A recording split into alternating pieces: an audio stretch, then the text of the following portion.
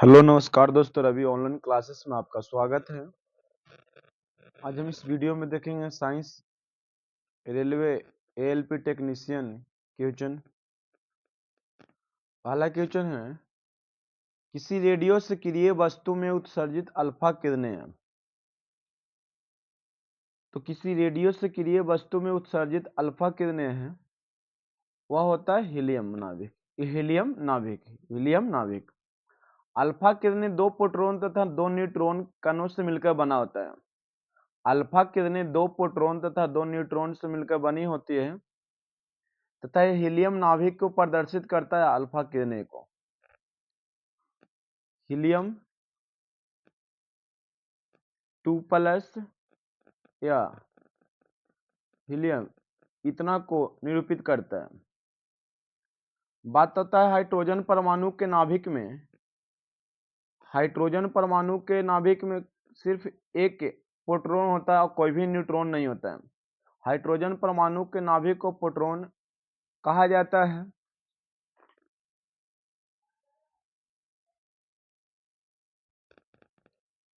Carbon monoxide की अभिक्रिया 300 degree Celsius पर H2 से कराने पर क्या प्राप्त होता है? तक कार्बन मोनोऑक्साइड की अभिक्रिया H2 से कराने पर मेथनॉल की प्राप्ति होता है। मेथनॉल की प्राप्ति होता है।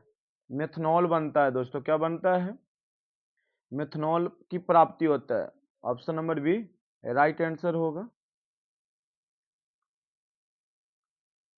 प्राकृतिक गैस मुख्य घटक है। प्राकृतिक गैस का मुख्य घटक कौन है दोस्तों? तो प्राकृतिक गैस का मुख्य घटक मीथेन है। क्या है? मीथेन। प्राकृतिक गैस का मुख्य घटक मीथेन है। प्राकृतिक गैस में मीथेन की मात्रा सर्वाधिक होता है, लगभग 80 से 90% होती है। अन्य गैस से भी रहते हैं, H2, कार्बन मोनोऑक्साइड। और बात कहा जाता है कि कार्बन डाइऑक्साइड प्लस H2 को हम लोग वाटर गैस कहते हैं।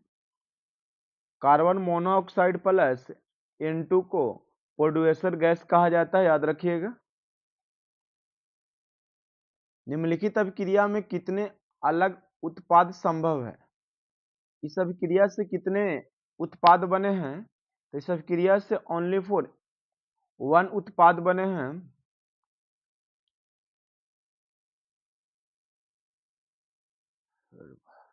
गर्मी तो कैल्शियम कार्बोनेट में कार्बन की प्रतिशत क्या है? तो कैल्शियम कार्बोनेट में कार्बन का प्रतिशत निकाला जाए तो सबसे पहले कैल्शियम कार्बोनेट का आणविक द्रव्यमान निकालिएगा तो 100 आएगा। कैल्शियम कार्बोनेट का आणविक द्रव्यमान 100 निकालिएगा। प्रतिशत निकालने के लिए 100 में कितना कार्बन है? तो कार्बन का परमाणु द्रव्यमान 12 और प्रतिशत के लिए 100 से गुना। 100 से 100 कट के कितना प्रतिशत होगा? 12%। Option number D.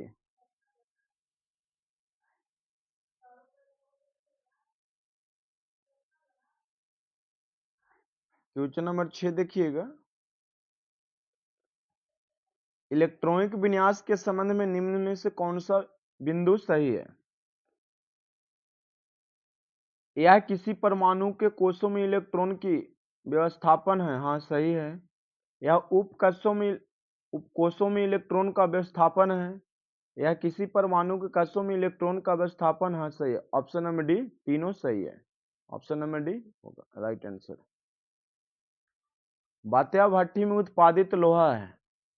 तो जो बात्या भट्ठी में उत्पादित लोहा होता है वो कच्चा लोहा होता है। बात्या भट्ठी में उत्पादित लोहा कच्चा लोहा होता है। इसके बाद सभी प्रकार के लोहे बनाए जाते हैं। पिटवा लोहा के लिए हम उसमें कार्बन की मात्रा बहुत कम होती है, 0.8%।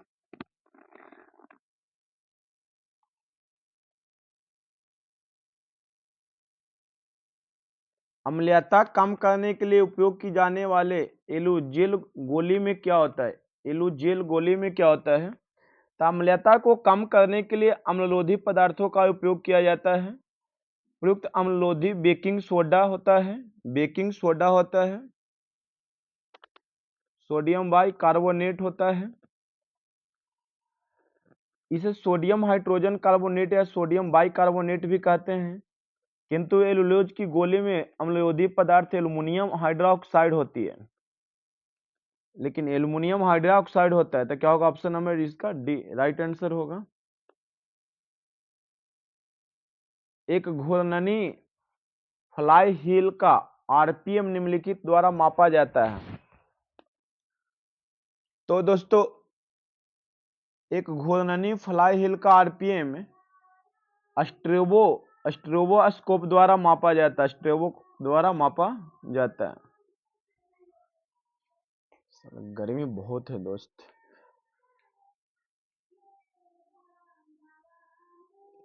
कंडक्टर का प्रतिरोध दुगना कर दिया जाए तो विद्युत धारा आधी हो जाती है, किस कारण से होता है? कौन सा सूत्र लगेगा? तो देखिए, प्रतिरोध दुगना कर दिया जाए तो विद्युत धारा आधी हो जाएगी, तो I बराबर भी बटा R। अगर प्रतिरोध को दुगना कीजिएगा, अगर इसको दुगना कीजिएगा तो धारा क्या हो जाएगा? आधा हो जाएगा। अगर विभवांतर को दुगना करते हैं तो वोल्टेज भी क्या हो जाएगी? धारा भी क्या हो जाएगी? दुगना हो जाएगी। यदि कोई वस्तु त्रिज्या r के वृत्ता पथ के चारों ओर जाने में t सेकंड का समय लेती है, तो वेग किसके द्वारा व्यक्त किया जा सकता है? तो v बराबर 2πr t के द्वारा व्यक्त किया जा सकता है। यदि आप एक दर्पण में देखते हैं और पाते हैं कि यदि आपका प्रतिबिंब आपसे छोटा है, तो दर्पण किस प्रकार का होगा? तो यदि आप एक दर्पण में देखते हैं और पाते हैं कि यदि आपका प्रतिबिंब आपसे छोटा हो रहा है जो है, तो दर्पण उत्तल दर्पण होगा। क्या होगा? दर्पण उत्तल दर्पण होगा। उत्तल दर्पण वह दर्पण है जिसकी परावर्तक सतह बाहर की ओर ऊपरी होती है और उत्तल दर्पण कहलाती है। उत्तल दर्पण में बनने वाला प्रतिबिंब ध्रुव और फोकस के मध्य दर्पण के पीछे आभासी और सीधा तथा वस्तु से छोटा बनता है। यदि दर्पण में आपकी छवि आपसे छोटी है तो दर्पण उत्तल होगा। इस दर्पण का प्रयोग वाहनों में पक्षदर्शी दर्पण के रूप में किया जाता है। और अवतल दर्पण वह दर्पण है जिसके प्रकाश किरणों का परावर्तन दर्पण के दबे हुए तल से होता है, उसे अवतल दर्पण कहते हैं। इसका उपयोग आवर्धन के लिए किया जाता है। इसका प्रयोग सेविंग दर्पण में, दंत चिकित्सक में, वाहनों की हेडलाइट्स में, सर्च लाइट्स में और सौर भट्टियों आदि में किया जाता है। समतल दर्पण एक और पॉलिश की गई कांच की समतल प्लेट समतल दर्पण कहलाती है। एक सतह को सिल्वरिंग मतलब सिल्वर की पेंट द्वारा अपारदर्शी बनाकर और फिर लाल लेड ऑक्साइड पेंट की पतली परत से किया जाता है। गति के दूसरे समीकरण किसके बीच संबंध बताता है? तो गति का दूसरा संबंध सूत्र होता है s बराबर ut plus half at square. यह गति का दूसरा समीकरण है जो स्थान और समय को बताता है। स्थान और समय को बताता है, याद रखिएगा। गति के तीन समीकरण है। पहला समीकरण है v बराबर u प्लस at।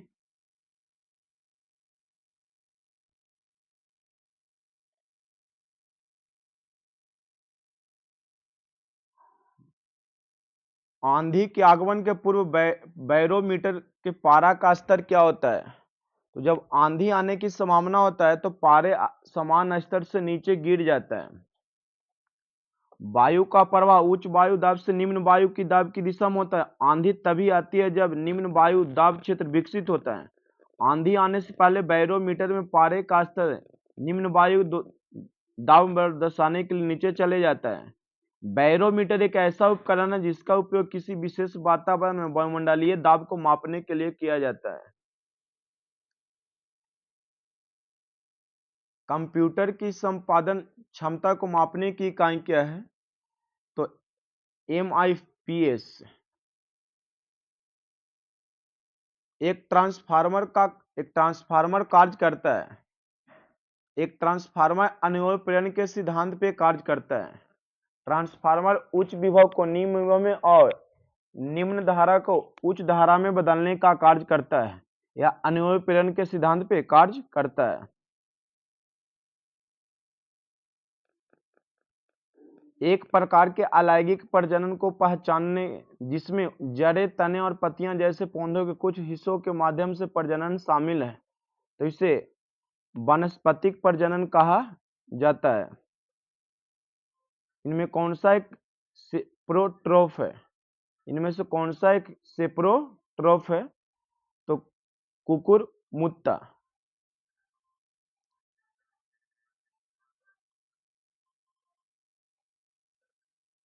अधिश्वेत रक्ता एक प्रकार का है, तो यह एक प्रकार का कर्क रोग है। अधिश्वेता ल्यूकीमिया जिसे कहा जाता है, यह अस्थि-मज्जा का कर्क रोग है। यह श्वेत रक्त कणिकाओं की संख्या के असमान वृद्धि होती है, तब होती है। निम्नलिखित में किस अम्ल की उपस्थिति हमारे पेट में होती है? तो हाइड्रोक्लोरिक अम्ल HCl अम्ल की उपस्थिति हमारे शरीर में होती है।